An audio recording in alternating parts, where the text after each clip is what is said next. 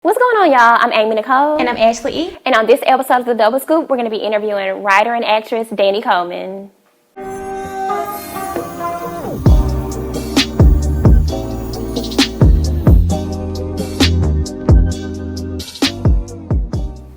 Hi, Dani. Thank you for coming to the show. Out in the rain, you came out. Oh, yeah. No problem. All right, so let's just get right into your journey of becoming an actress and writer, because you didn't go to school for film. Not at all. So how did you make the transition from, just working a regular job into transitioning into film and writing? Actually, right out of college, I came into the entertainment business. However, I was working behind the scenes. So I was working in production assistant jobs and location scouting jobs and different things like that. And I knew that I always wanted to be an actress. So at some point, I just learned the behind the scenes of the business, and then I made the transition just like that. I was reading up on your bio, and I saw, I think it was 2008, you did a web series called Matriculation. That was your first acting experience? That was my first acting experience. How was it, to not have any acting experience and just to go in there?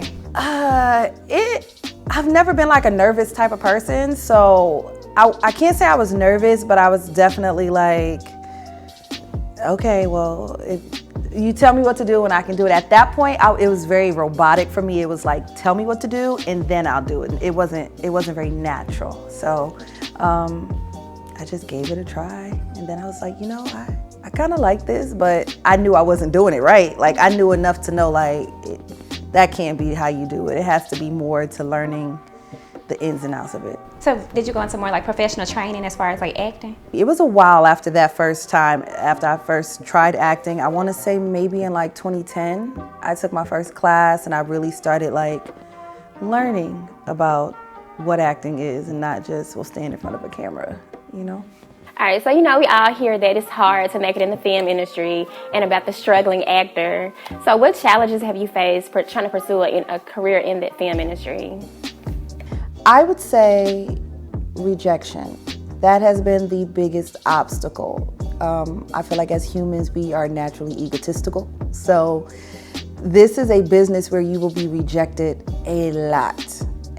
So it's one of those obstacles is learning that it's okay and not to take it personal.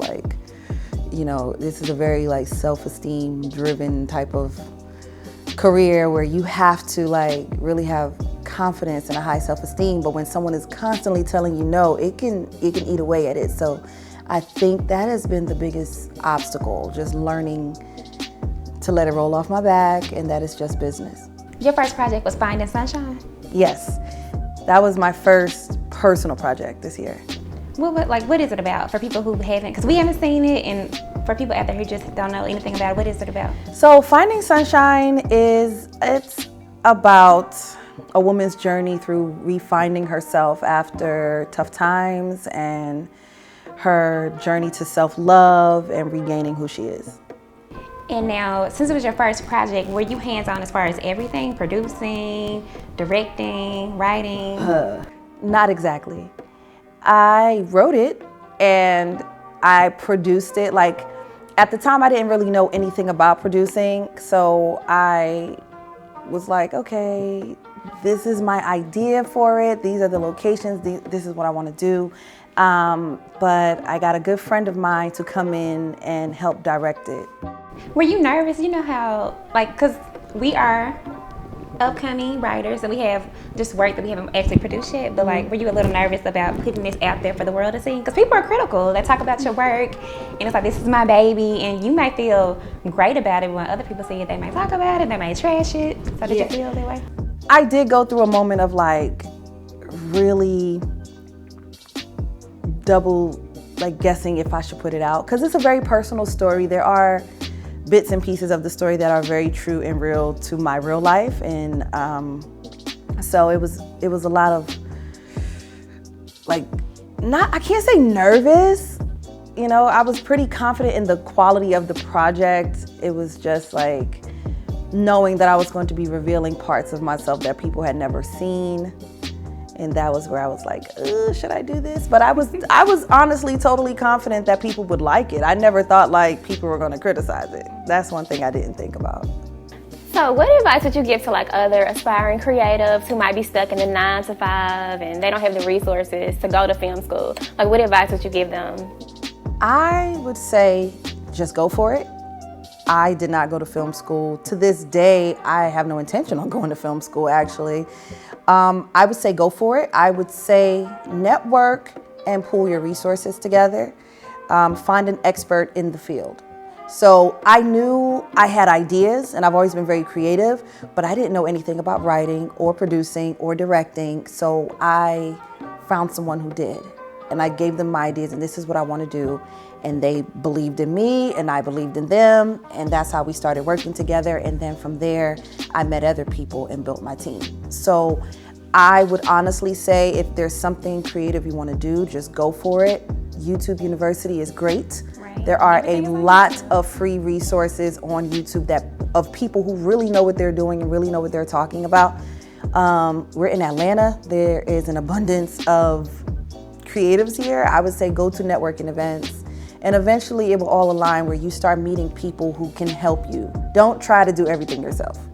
I think it was August we saw your film, Outsource. Now, we already saw it, but for people who haven't, what is it about?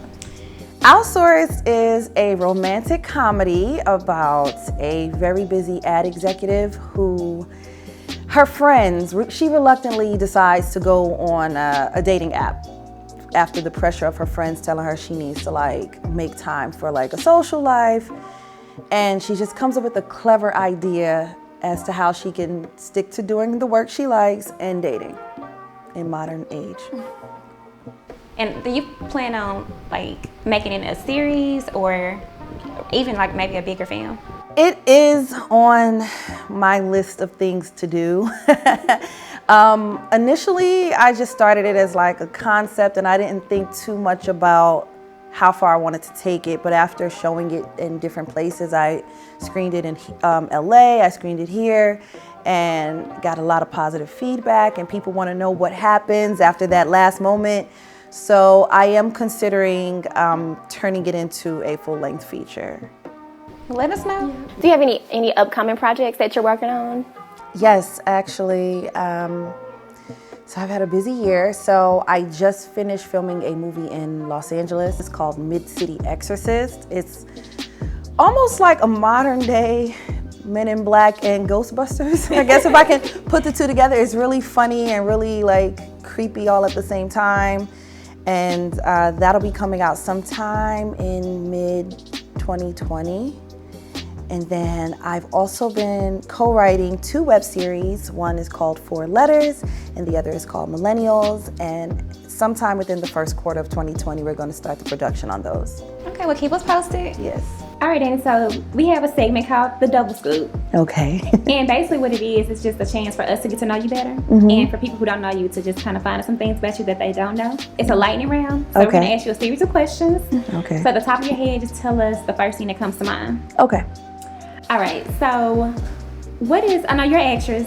So if you had the opportunity to work with any actress right now, or just in general, who would you work with? Oh, just one. Okay. Regina King. Okay. Yeah. What's your favorite film? My favorite film of all time? I have a lot of favorites. The Wiz. Okay, I love The Wiz. Yeah. What is something that you do that most people wouldn't expect? I skateboard. Really? Yeah. It's a skill, I should say, I picked up this year. Self-taught? Not really. Not self-taught. So I always wanted to try it, and then this year I said I'm gonna learn, and I found some skaters, and one of them was like, yeah, I'll show you like the basics. And once he taught me the basics, I kind of took it from there and started going out on my own and like practicing on my own. Celebrity crush? Oh, celebrity crush. LaKeith Stanfield. That's cute. Yeah, I like him. I like him more as like an actor. I just think he's really super cool. Okay. So what writer has influenced your work the most? What writer has influenced my work the most? There's so many, but I'm gonna be real honest with you. I am a huge fan of Issa Rae. Oh, We love Issa. I love how she, I mean, I've been watching her since Awkward Black Girl, and I just love how she just started from there and worked her magic all the way into now doing other people's projects, and I like that a lot about her. And you see she's gonna be in this new film with your crush. Yeah, yes, I know. Looking forward to seeing it. I think it's gonna be a great movie. I'm excited. All right, Dani. Well, that's it for today. We thank you so much for coming out and talking to us. For people who want to know more about you, your work, where can they find you? Your social media handles. Let people know. I can be found on Instagram at I am Dani Coleman, and from there you'll find links to everything else I'm on. Okay, thank you, Dani. Thank you. You're welcome.